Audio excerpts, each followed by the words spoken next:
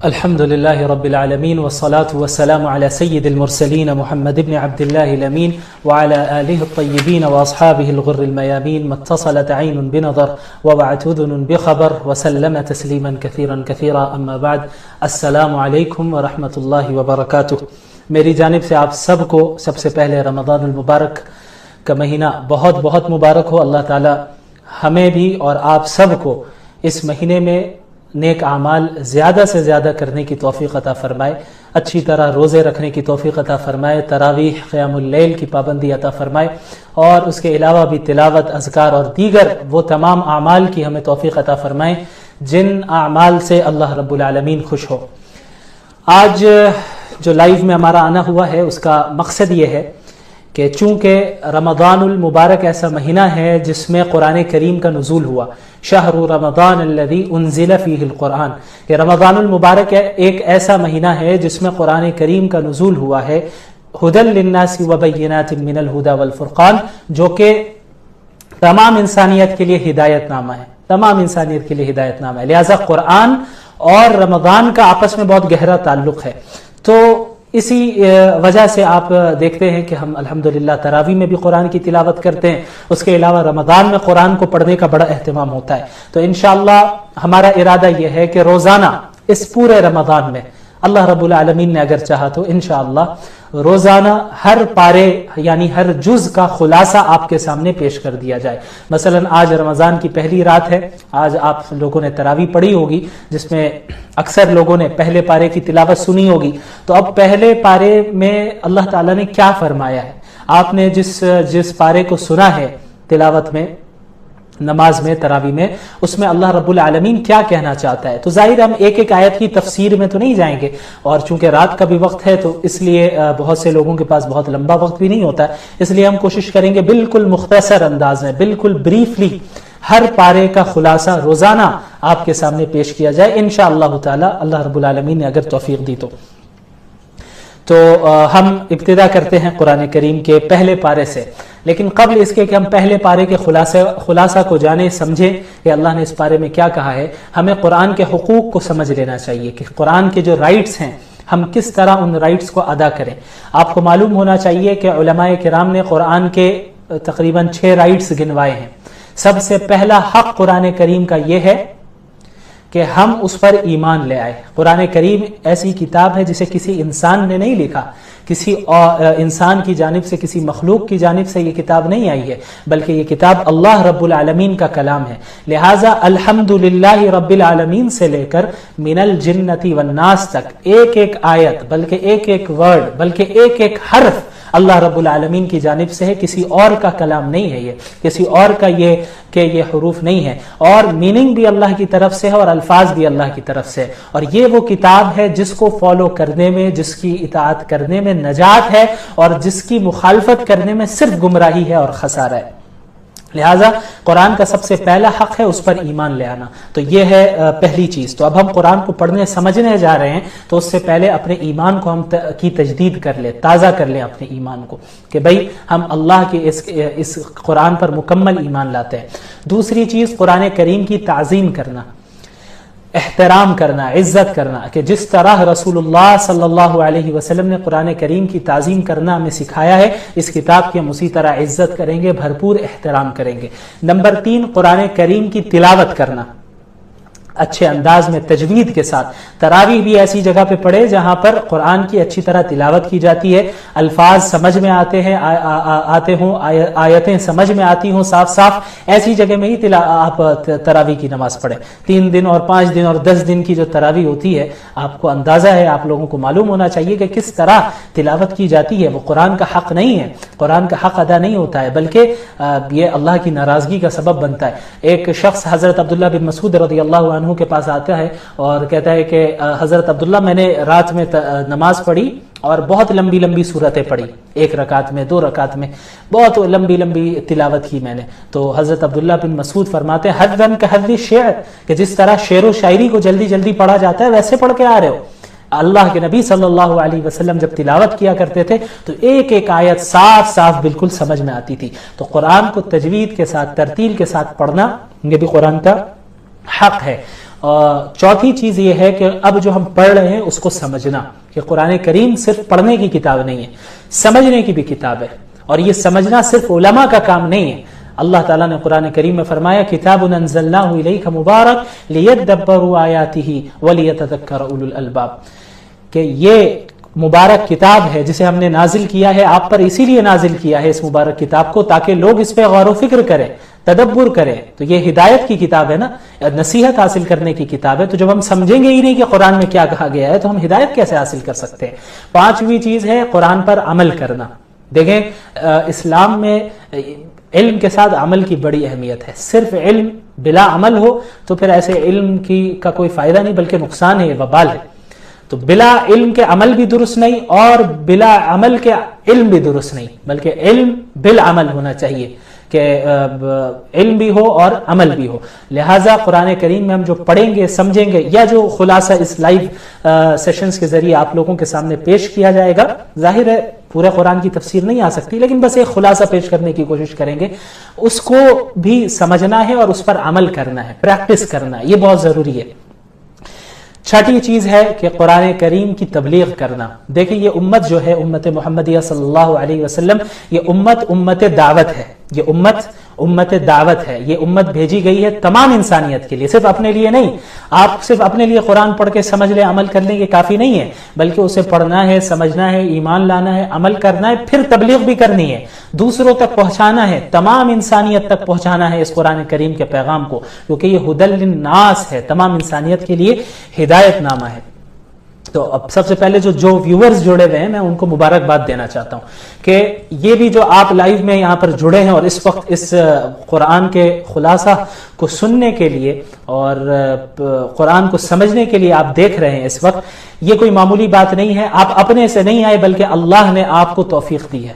اللہ نے آپ کو اس بات کی توفیق دی ہے کہ آپ کچھ وقت نکالیں اپنے بزی شیڈیول سے تاکہ آپ اس کے کلام کو سمجھ سکیں، یہ بہت بڑی توفیق ہے۔ تو سب سے پہلے آپ حضرات کو مبارکباد دینا چاہتا ہوں کہ آپ رمضان کی پہلی رات میں اس مبارک کام میں آپ حصہ لے رہے ہیں، جزاکم اللہ خیرن۔ تو یہ جو 6 حقوق ہیں قرآن کریم کے، تو ان پر ہمیں سب سے پہلے عمل بھی کرنا ہے قرآن کو سمجھتے ہوئے، ٹھیک ہے؟ مختصراً میں بتا دوں، ایمان لانا، تعظیم کرنا، اچھے انداز میں تجوید کے ساتھ تلاوت کرنا، اس کے بعد ہے عمل کرنا، اس کو سمجھنا، نمبر 5 ہے اس پر عمل کرنا، اور اس کے بعد ہے کہ اس قرآن کریم کی تبلیغ کرنا، یہ بہت ضروری ہے۔ تو اب آئیں ہم پہلے پارے کی طرف بڑھتے ہیں۔ قرآن کی ابتدا ہوتی ہے سورۃ الفاتحہ سے۔ سب کو معلوم ہے فاتحہ کا مطلب کیا ہوتا ہے؟ فتح عربی میں کہتے ہیں کھولنے کو، ٹھیک ہے؟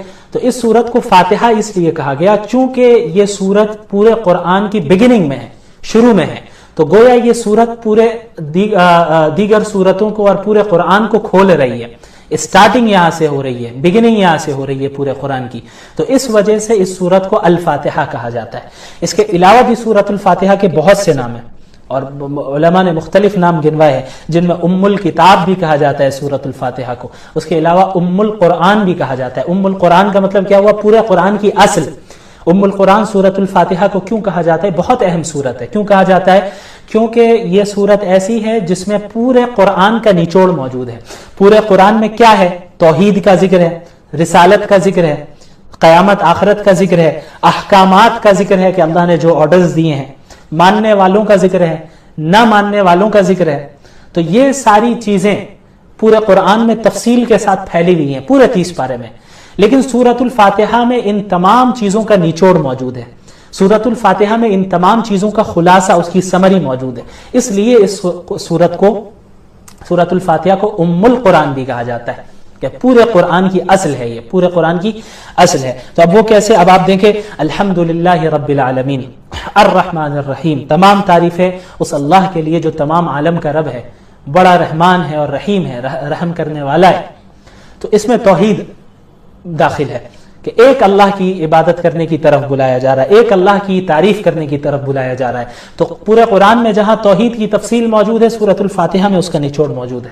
یہ پہلی آیت میں توحید کی دعوت دی جا رہی ہے۔ توحید کسے کہتے ہیں؟ ایک اللہ کو ماننا، اللہ کی ذات میں بھی کسی کو شریک نہیں ٹھہرانا، اللہ کی صفات میں بھی کسی کو شریک نہیں ٹھہرانا۔ عبادت کے لائق بھی صرف اللہ ہے، دعا بھی اگر کسی سے مانگی جائے گی صرف اللہ سے مانگی جائے گی، عبادت بھی کسی کے سامنے کی جائے گی تو صرف اللہ سے کی جائے گی۔ جیسا کہ یہاں پہ ایاک نعبد و ایاک نستعین، اس میں احکامات کا بھی بیان ہے کہ ہم آپ کی ہی عبادت کرتے ہیں اور آپ سے ہی مدد چاہتے ہیں۔ تو مدد کس سے چاہیں گے؟ صرف اللہ رب العالمین سے۔ سوال کس سے کریں گے؟ اللہ رب العالمین سے۔ رزق دینے والا اللہ ہے، روزی دینے والا اللہ ہے، اولاد دینے والا اللہ ہے، نعمتوں کو دینے والا بھی اللہ ہے، نعمتوں کو واپس لینے والا بھی اللہ ہے۔ تو سوال کس سے ہوگا؟ صرف اللہ رب العالمین سے۔ تو سوال بھی اللہ سے ہوگا اور عبادت بھی اللہ کی ہوگی، صرف اللہ کی۔ اور عبادت کی جو خاص علامتیں ہوتی ہیں، مثلا رکوع کرنا، مثلا سجدہ کرنا، یہ ساری عبادت کے سائنز ہیں، عبادت کی علامتیں ہیں۔ تو عبادت کی علامتیں بھی اللہ کے ساتھ خاص ہیں۔ اگر کوئی آپ دیوار کے سامنے سجدہ کریں، یعنی دیوار کو سجدہ کرے، کسی درخت کو سجدہ کرے، درخت کے سامنے رکوع کریں، کسی انسان کے سامنے آپ رکوع کریں، سجدہ کریں، تو یہ بالکل جائز نہیں ہے، کیونکہ رکوع کرنا، سجدہ کرنا یہ ایک عبادت کی علامت ہے، اور عبادت کی تمام علامتیں اللہ کے ساتھ خاص ہیں۔ تو رکوع، سجدہ، نماز، روزہ، ذکر اور ساری چیزیں صرف اللہ کے لیے کی جائیں گی۔ وَإِيَّاكَ نَسْتَعِينُ، اور ہم مدد بھی آپ سے ہی مانگتے ہیں۔ سوال، مدد اللہ سے مانگی جائے گی۔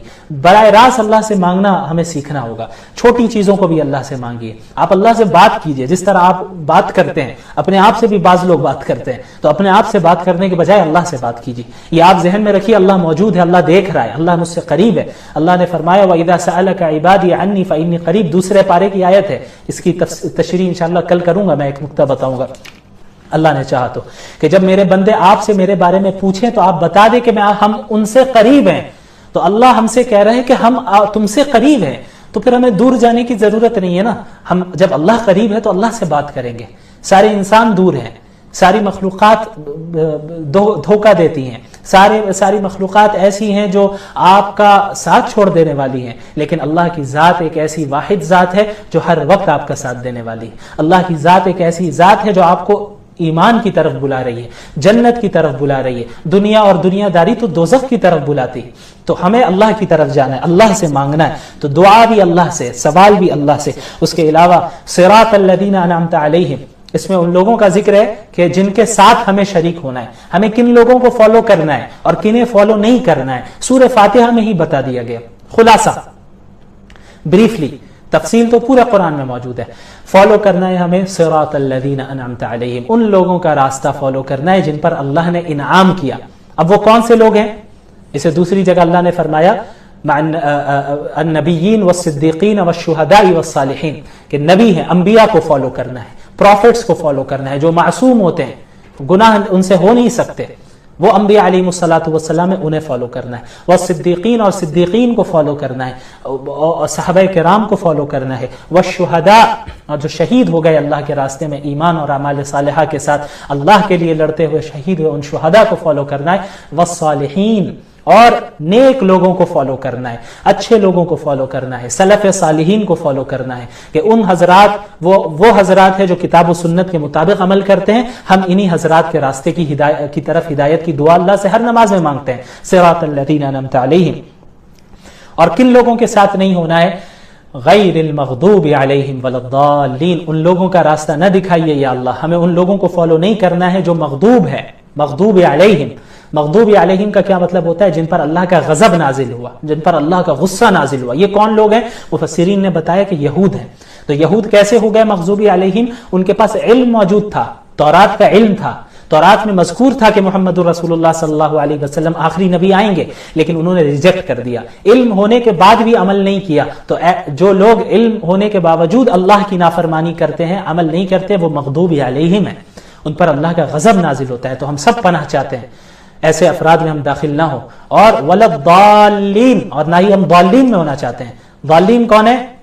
جو لوگ گمراہ ہیں، سیدھے راستے سے بھٹکے ہوئے، یہ وہ لوگ ہیں جن کے پاس علم ہی نہیں ہے، علم کے بغیر عمل کرتے ہیں، اور ظاہر ہے جب علم کے بغیر عمل کیا جائے گا تو پھر بدعات داخل ہو جائیں گی، خرافات داخل ہو جائیں گی، اور آپ ادھر ادھر بھٹکنے لگیں گے، سیدھے راستے سے ہٹ جائیں گے. تو یہ ضالین ہے جن میں نصارہ کو مفسرین نے ذکر کیا ہے. تو نہ ہمیں ایسا بننا ہے کہ علم ہونے کے باوجود ہم عمل نہ کریں، اور نہ ایسا کرنا ہے کہ ہم اندھی تقلید کریں، بلائنڈلی فالو کریں کسی کو بھی. علم نہیں ہے بس جو کر رہا ہے ہم بھی کرنے لگ جائیں، یہ بھی نہیں.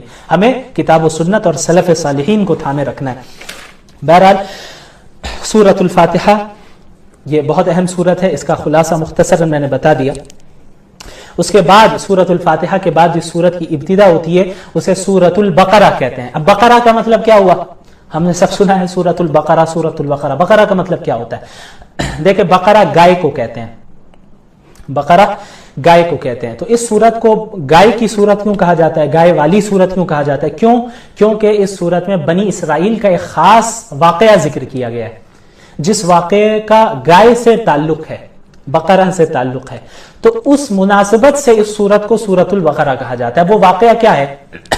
اسی پارے میں وہ یہ ہے کہ حضرت موسیٰ علیہ السلام کے دور میں بنی اسرائیل میں ایک شخص کا قتل کر دیا جاتا ہے، یعنی ایک شخص کو قتل کر دیا جاتا ہے.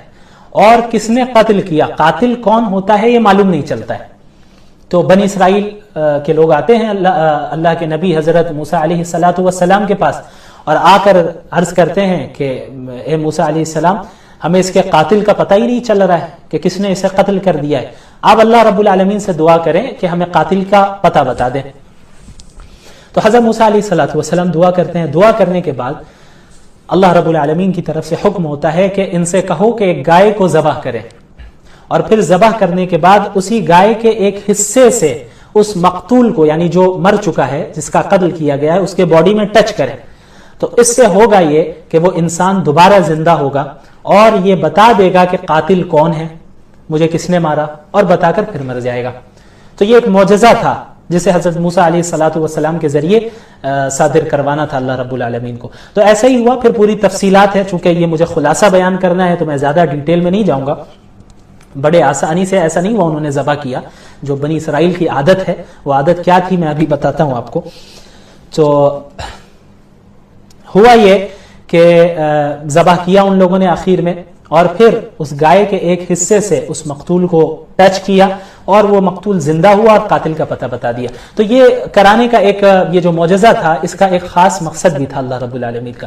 ایک مقصد تو بہت بڑا یہ تھا کہ بہت سے لوگ بنی اسرائیل میں ایسے تھے جو بعث بعد الموت کے قائل نہیں تھے، یعنی موت کے بعد ہم دوبارہ زندہ ہوں گے آخرت کے لیے، اس کا عقیدہ نہیں تھا ان کے یہاں. تو اللہ رب العالمین نے اس معجزے کے ذریعے انہیں دکھایا کہ دیکھو جس طرح اس گائے کو تم نے ذبح کر دیا تھا، یہ گائے مر چکی تھی لیکن اس کے بعد اللہ نے اسے دوبارہ زندہ کیا، تو اسی طرح تم کو بھی زندہ کر دینا یہ کوئی بڑی بات نہیں ہے اللہ رب العالمین کے لیے. اللہ بڑی آسانی سے ایسا کر سکتا ہے. اس کے علاوہ بنی اسرائیل چونکہ بہت ایسی قوم تھی جو اللہ کی نعمتوں کی ناشکری کیا کرتی تھی. ہر جگہ اللہ رب العالمین، اور اس پارے میں تقریباً پہلے پارے میں بنی اسرائیل کا ہی ذکر ہے. وہ ان کی سب سے بڑی خرابی یہ تھی کہ اللہ کی نعمتوں کی ناشکری کیا کرتے تھے. دعویٰ تو تھا کہ ہم موسیٰ کے ماننے والے ہیں، ٹھیک ہمارے طرح، ہم اور آپ جیسے آج ہے ویسے ہی تھے. وہ ہم دعویٰ کرتے ہیں کہ ہم محمد الرسول اللہ کے فالوورز ہیں، لیکن جب عمل کرنے کا ٹائم آتا ہے تو رسول اللہ کی مخالفت کرتے ہیں، رسول اللہ کی سنتوں کو ہی ترک کرتے ہیں. ہم جیسا کرتے ہیں ویسے ہی وہ کرتے تھے. وہ مانتے تھے، حضرت موسیٰ کو سامنے کہتے تھے ٹھیک ہے آپ کے ساتھ ہم چل رہے ہیں، فرعون کے پاس سے بچ کر بھاگ رہے ہیں یہ لوگ حضرت موسیٰ علیہ السلام کے پاس کے ساتھ، آگے سمندر ہے، پیچھے اس کا لشکر موجود ہے فرعون کا. تو اب حضرت موسیٰ کو کہہ رہے بھائی کیا ہوا، خامخواہ آپ ہم کو لے کر آگے، اچھا تھا ہم غلامی ہی کر رہے تھے، وہی صحیح تھا، اب آگے سمندر ہے ہم کیسے جائیں گے. تو جب اپنا مطلب انہیں نظر آتا تو حضرت موسیٰ کی اتباع کرتے، لیکن جہاں اب تھوڑی سی فراخی آ جاتی اور دیکھتے ہیں کہ بھئی اب تو مسئلہ نہیں ہے تو حضرت موسیٰ کی ہی نافرمانی کرنے لگ جاتے تھے. اللہ تعالیٰ نے ان پر کتنی نعمتیں کی، فرعون سے بچایا، سمندر کو پھاڑ کر بیچ سے راستہ نکالا، آسمان سے من اور سلوہ نازل کیا، طرح طرح کی چیزیں نعمتیں ان کو دی، لیکن بار بار گمراہی میں جاتے، یہ اپنی مرضی سے جاتے. یہی ہوا کہ جب حضرت موسیٰ علیہ السلام حضرت فرعون کے پاس، حضرت فرعون نہیں وہ فرعون کے پاس سے جو ہے بچ کر نکل آئے، اللہ نے انہیں نجات دے دی. تو ہوا یہ کہ بنی اسرائیل ایک قوم کے پاس سے گزرنے کے بعد وہ قوم ایسی تھی جو ایک بتوں کی عبادت کرتی تھی. تو انہیں دیکھ کر مزہ آیا کہ ارے موسیٰ علیہ السلام یہ قوم تو جو ہے عبادت کر رہی ہے بتوں کی, تو آپ بھی ایک خدا بنا کے دیجئے نا, آپ بھی ایک بت ہمیں بنا کر دیجئے جس کی ہم عبادت کریں. تو حضرت موسیٰ بھی پریشانی, یار یہ کیسی جاہل قوم ہے کہ جن کو ہم نے اللہ کے پاس سے بچایا, اللہ رب العالمین کے فضل سے اللہ رب العالمین نے انہیں بچایا, ظلم سے بچایا, فرعون کے ظلم سے بچایا, نجات دے دی توحید کی دعوت کی بنیاد پہ, توحید کے قائل ہونے کی بنیاد پہ, اور اس نے جو ہے بتوں کو دیکھ لیا اور پھر کہہ رہی ہے کہ یہ قوم کے اب بت ہمیں بھی بنا کر دے دیں. تو حضرت یہ آیت ہے اجعل لنا الہا کما لہم آلہہ. بہرحال تو ہوا یہ کہ حضرت موسیٰ علیہ السلام کو اللہ رب العالمین نے تورات دینے کے لیے کوہ طور پر بلایا تھا 40 راتوں کے لیے. اس کی تفصیل گزرے گی جب میں انشاءاللہ بتاؤں گا. تو ان دنوں میں ہوا یہ کہ یہ جو قوم تھی بنی اسرائیل, حضرت موسیٰ چونکہ موجود نہیں تھے وہاں پہ, تو انہوں نے کیا کیا کہ انہوں نے ایک بچڑا بنا لیا, یعنی ایک بچڑے کو معبود بنا لیا اپنا, ایک پتلا تھا بچڑے کا, اس کی عبادت کرنے لگ گئے. تو ان کے اندر گائے کی عظمت, تقدس کہیں نہ کہیں ان کے دل میں چھپی ہوئی تھی. تو اللہ رب العالمین نے مقتول کے قاتل کو پتہ لگوانے کے لیے گائے کو ذبح کرنے کا حکم جو دیا, اس میں جہاں بہت ساری حکمتیں تھیں, ان میں ایک یہ بھی حکمت تھی کہ جس کی عظمت, تقدس جس کا ان کے اندر بیٹھ چکا ہے, جنہیں وہ خدا سے ملاتے ہیں, تو انہیں احساس ہو کہ جب وہ ذبح کر رہے ہیں تو یہ خدا, یہ چیز خدا یا یہ جانور خدا نہیں ہو سکتا, اللہ رب العالمین ہی ایک واحد ذات ہے, واحد خدا ہے. اور بھی کئی حکمتیں علماء نے بیان کی. تو اسی مناسبت سے اس سورت کو کیا کہا جاتا ہے؟ سورۃ البقرہ. اچھا, ابتدا ہوتی ہے اس سورت کی الف لام میم سے. الف لام میم حروف مقطعات میں سے ہے. حروف مقطعات کسے کہتے ہیں؟ آپ نے قرآن کی بہت سی سورتوں میں دیکھا ہوگا الف لام میم, الف لام را, ہا میم, نون, قاف, کاف, ہا یا عین صاد, یہ سارے آپ نے پڑھے ہوں گے حروف کو. تو ان حروف کو حروف مقطعات کہتے ہیں. مقطعات کا مطلب کیا ہوتا ہے؟ جو الگ الگ ہو, الگ الگ. تو الف لام میم یہ الگ الگ حرف ہیں, کاف, ہا یا عین صاد الگ الگ حرف ہیں, اس وجہ سے انہیں حروف مقطعات کہتے ہیں. اچھا, اس کی میننگ کیا ہے؟ یہ اس کا جو صحیح علم ہے وہ صرف اللہ رب العالمین کے پاس ہے, صرف اللہ رب العالمین کے پاس ہے. لیکن اس کو اللہ نے ذکر کیا کیوں؟ اس کے پیچھے بہت سی حکمتیں علماء کرام نے بیان کی ہے, جن میں سے ایک بہت بڑی حکمت یہ بھی ہے, میننگ نہیں, حکمت, میننگ تو اللہ کو معلوم ہے, حکمت ایک بہت بڑی یہ بھی ہے کہ چونکہ قرآن نے چیلنج دیا کفار کو کہ اگر آپ اللہ کے نبی کو سچا نبی نہیں مان رہے اور آپ اس کلام کو کلام اللہ نہیں مان رہے, تو آپ اس جیسی کتاب لا کر دکھائیے. جب آپ اس کتاب کا انکار کر رہے ہیں اور کہہ رہے ہیں کہ یہ محمد کا اپنا کلام ہے, علیہ باللہ, محمد رسول اللہ صلی اللہ علیہ وسلم کا اپنا کلام ہے, آپ کا یہ دعویٰ ہے, تو آپ اس جیسا کلام لا کر دکھائیے, ایک سورت اس جیسا لا کر دکھائیے آپ. تو الف لام میم, کاف, ہا یا عین صاد, ان حروف مقطعات کے ذریعے ایک حکمت اس کے پیچھے یہ بھی ہے کہ اللہ رب العالمین نے یہ بھی پیغام دیا کہ دیکھو یہ وہی حروف ہیں, الف سے لے کے یا تک وہی حروف ہیں, الف لام میم, کاف, ہا یا عین صاد, یہ الفابیٹس میں سے ہی ہے, عربک الفابیٹس میں سے ہی ہے. یہ وہی حروف ہیں جن کو استعمال کر کے تم بھی بات کرتے ہو, جن کو استعمال کر کے تم بھی اپنا کلام بناتے ہو. تو قرآن کریم بھی انہی حروف میں, کوئی الگ سے حروف استعمال نہیں کیے گئے, یہی الف سے لے کے یا تک کو استعمال کیا گیا. انہی حروف کو استعمال کرنے کے باوجود قرآن کریم فصاحت اور بلاغت میں اور اپنے کلام کے اعتبار سے, اپنے معنی کے اعتبار سے اتنے بلند مقام پر ہے کہ اس جیسا کلام کوئی پیش نہیں کر سکتا. تو تم بھی تو انہی حروف کو استعمال کرتے ہو نا. اگر تم کہتے ہو کہ یہ قرآن اللہ کا کلام نہیں ہے, تو اس جیسی صورت استعمال کر کے بنا کر لاؤ انہی حروف کو استعمال کر کے. تو یہ بھی ایک بہت بڑی حکمت ہے ان حروف مقطعات کی. بہرحال سورۃ البقرہ کی ابتدا ہوتی ہے تو شروع میں انسانوں کی 3 قسمیں بیان کی گئی. پہلی قسم انسانوں کی ہے مومنین کی, 3 گروہ ہے, 3 گروپس ہے, ان کا ذکر ہے. پہلا گروہ ہے مومنین کا, پہلا گروہ ہے مومنین کا, اور دوسرا گروہ ہے کافرین کا, اور تیسرا گروہ ہے منافقین کا. تو پہلے مومنین کا ذکر ہوتا ہے, پھر کفار کا ذکر ہوتا ہے, پھر منافقین کا. مومنین کی خاص صفات کو گنایا اللہ نے. الذین یؤمنون بالغیب, مومنین وہ ہیں, متقین وہ ہیں جو غیب پر ایمان لاتے ہیں. غیب پر ایمان لانے کا کیا مطلب؟ غیب کسے کہتے ہیں؟ غیب ہر اس چیز کو کہتے ہیں جو آپ اپنے سینس آرگنز کے ذریعے اور اپنی عقل, محض عقل کے ذریعے اس چیز کا نالج حاصل نہیں کر سکتے. مثلا آخرت, مثلا جنت, مثلا جہنم, یہ ساری ایسی چیزیں ہیں یا زندگی کے بعد، موت کے بعد دوبارہ زندگی، یہ ساری ایسی چیزیں ہیں جو غیب ہیں، غیب کی چیز ہے، جنہیں ہم اپنے سینس آرگنز کے ذریعے تو نہیں چھو سکتے، دیکھ سکتے کہ بھئی یہاں جنت دکھ رہی ہو مجھے. تو اللہ رب العالمین نے محمد رسول اللہ صلی اللہ علیہ وسلم کے ذریعے انسانیت کو غیب کی چیزوں کے متعلق جو بھی خبریں دی ہیں ان پر ایمان لانا، بغیر دیکھے ایمان لانا، یہ ایمان کی شرط ہے. مومنین وہ ہے کہ اللہ کے نبی نے کہا ہے بس ہم ایمان لاتے ہیں.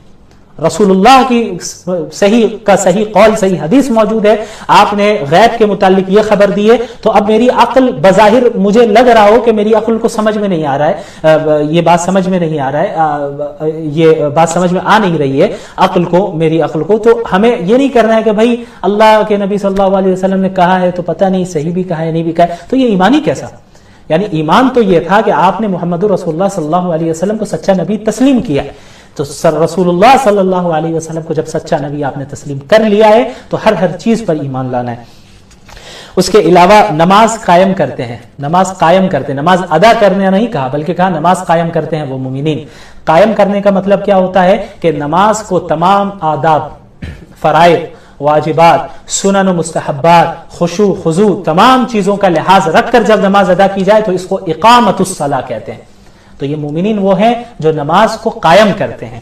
تیسری چیز زکوٰۃ ادا کرتے ہیں، اپنے مال سے خرچ کرتے ہیں اللہ کے راستے میں، غریبوں پہ خرچ کرتے ہیں. تو یہ وہ اوصاف ہیں جن پر جو ہے ایک مومنین کو کیا ہے متصف ہونا چاہیے. اور پچھلی کتابوں پر بھی ایمان لاتے ہیں، قرآن پر بھی ایمان لاتے ہیں، اور آخرت پر بھی ایمان رکھتے ہیں. اس کے بعد کفار کا ذکر ہوتا ہے کہ بھئی جو کفار ہیں وہ تو ہٹ درمی میں انکار کر رہے ہیں، وہ تو مان ہی نہیں رہے. تو پھر اللہ رب العالمین نے اللہ کے نبی کو بتا دیا صلی اللہ علیہ وسلم کہ آپ ان کے پیچھے جتنی کوشش کر رہے ہیں، آپ صلی اللہ علیہ وسلم پریشان ہوتے تھے کہ کفار بھی ایمان لے آئے، وہ بھی بچ جائیں، وہ بھی جنت میں جائیں، وہ جہنم کی آگ سے بچ جائے. آپ کو فکر تھی، آپ بہت پریشان ہوتے تھے. تو اللہ نے فرمایا سواء علیہم اانذرتہم ام لم تنذرہم لا یؤمنون، کہ یہ ان کے لیے برابر ہے، آپ ان کو اللہ کے عذاب سے ڈرائیں یا نہ ڈرائیں، وہ ایمان نہیں لانے والے ہیں. وہ ایمان نہیں لانے والے ہیں. تو ان کے بدعمالیوں کے نتیجے میں، ان کے غلط عقائد اور غلط کردار اور غلط حرکتوں کے نتیجے میں ان کو دنیاوی سزا ہی یہ ملی ہے کہ ان کے دلوں پر، ان کے کانوں پر مہر لگ چکی ہے اور آنکھوں پر پردہ پڑ چکا ہے. تو حق کو وہ قبول نہیں کر سکتے. اپنی آنکھوں سے دکھ تو رہا ہے، حق بات سن تو رہے ہیں، لیکن حق کو وہ قبول نہیں کریں گے. تو یہ کفار کا ہے. تو ان کے لیے اللہ نے عذاب کا وعدہ کیا ہے. اس کے بعد پھر منافقین کا ذکر ہوتا ہے اور کثرت سے ان کے برے اوصاف کو، ان کی صفات کو بیان کیا جاتا ہے. منافق کسے کہتے ہیں؟ منافق وہ شخص ہوتا ہے جو اپنے دل میں کفر کو چھپا رہا ہو، اندر سے ہے کافر، اندر سے اللہ اور اس کے رسول پر ایمان نہیں رکھتا، اندر سے مسلمان نہیں ہے، لیکن مسلمانوں کے سامنے وہ مسلمان بنتا ہے کہ بھئی ہم بھی مسلمان ہیں، ہم بھی اللہ کو مانتے ہیں، اللہ کے رسول کو مانتے ہیں، سازش کرنے کی بنیاد پہ، تاکہ سازش کرے اور مسلمانوں کے سامنے اپنا بنے اور پھر کفار کے سامنے پیچھے جا کر سازش کرے. تو ان کے برے اعمال کا اور ان کے بری حرکتوں اور بری صفات کا ذکر کیا گیا. دھوکہ دیتے ہیں، جھوٹ بولتے ہیں، زمین میں فساد پھیلاتے ہیں، قلبی دلی بیماریوں میں مبتلا ہے، حسد، کینہ، تکبر، اللہ کے احکامات اور دین کا مذاق اڑاتے ہیں.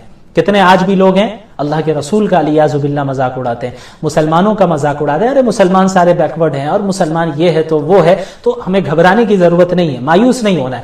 ہمیں اس دنیا میں صبر کرنا ہے، آخرت ہمارے لیے ہے. وَسَيَعْلَمُ الْكُفَّارُ لِمَنْ عُقْبَى الدَّارِ، کفار ان قریب جان جائیں گے کہ آخرت کا اچھا انجام کن کا ہے. دنیا میں تو مذاق اڑاتے آئے مسلمانوں کا، لیکن اب جب موت آئے گی تو سمجھ میں آ جائے گا کہ مومنین حق پر تھے اور ان کو اچھا انجام ان کا ہونے والا ہے یا ان کفار کا ہونے والا ہے. بہرحال مذاق اڑایا کرتے ہیں، تمسخر کرتے ہیں اور اللہ کے احکامات کو بھی اس کی تردید کرتے ہیں. اس کے بعد اس صورت میں، اس پارے میں حضرت آدم علیہ الصلاۃ والسلام کی تخلیق کا ذکر ہے. اب مختصر سا میں ذکر کروں گا، انشاءاللہ اب اس کو ختم کرنا ہے. حضرت آدم کی تخلیق کا بھی ذکر ہے کہ حضرت آدم کو اللہ رب العالمین نے بنایا اس زمین میں خلافت کے لیے، اپنا خلیفہ بنایا. وَإِذْ قَالَ رَبُّكَ لِلْمَلَائِكَةِ إِنِّي جَاعِلٌ فِي الْأَرْضِ خلیفہ. خلیفہ کا کام کیا ہے کہ اس دنیا میں اللہ رب العالمین کے احکامات کو وہ نافذ کرے، اللہ رب العالمین کے احکامات کے مطابق لوگوں کو بتائے کہ اللہ کے احکامات کیا ہیں، ان پر عمل کرے اور اسے زمین میں نافذ کرے. تو حضرت آدم کو اللہ تعالیٰ نے پیدا کیا. اور جو مشہور واقعہ ہے، سب جانتے ہیں کہ حضرت آدم اور حوا علیہ السلام کو کس طرح جنت میں روکا گیا اور پھر شیطان نے کس طرح انہیں لغزش دی، پھر وہاں جنت سے نکالا گیا اور پھر اس دنیا میں بھیجا گیا۔ تو یہ جو ہے آپ حضرات اس واقعے سے اچھی طرح واقف ہی ہوں گے، بہت مشہور واقعہ ہے، اس لیے میں بہت زیادہ ڈیٹیل میں اس میں نہیں جاؤں گا۔ تو اس کے بعد پھر اس بارے میں بنی اسرائیل کا کثرت سے ذکر ہے، ان کی جو برائیاں ہیں وہ بیان کی جا رہی ہیں کہ اللہ نے کتنی نعمتیں تمہیں دی ہیں۔ اچھا، بنی اسرائیل ہے کون؟ بنی اسرائیل حضرت یعقوب کی اولاد سے ہیں۔ دیکھیں حضرت اسماعیل حضرت ابراہیم کے بیٹے تھے، حضرت اسماعیل بھی حضرت ابراہیم کے بیٹے تھے، حضرت اسحاق بھی حضرت ابراہیم کے بیٹے تھے۔ تو ایک نسل چلتی ہے حضرت اسماعیل سے، حضرت ابراہیم کی ایک نسل حضرت اسماعیل سے چلتی ہے، اور حضرت ابراہیم کی دوسری نسل حضرت اسحاق سے چلتی ہے، ٹھیک ہے۔ تو حضرت اسحاق کے بعد جو ان کے بیٹے ہیں حضرت یعقوب ہے، ان کی کنیت تھی اسرائیل، یعنی اللہ کا بندہ اسرائیل۔ تو حضرت اسحاق کی جانب سے جو نسل چلی ہے حضرت یعقوب، پھر اولاد یعقوب، تو اس نسل میں جتنے لوگ آئے انہیں بنی اسرائیل کہا جاتا ہے۔ تو اسی میں تمام انبیاء آتے رہے کثرت کے ساتھ۔ اچھا، حضرت ابراہیم کے بعد جو حضرت اسماعیل ہیں ان کی جو نسل چلی، تو حضرت اسماعیل کے بعد اور کوئی نبی نہیں آئے، آخر میں ڈائریکٹ محمد الرسول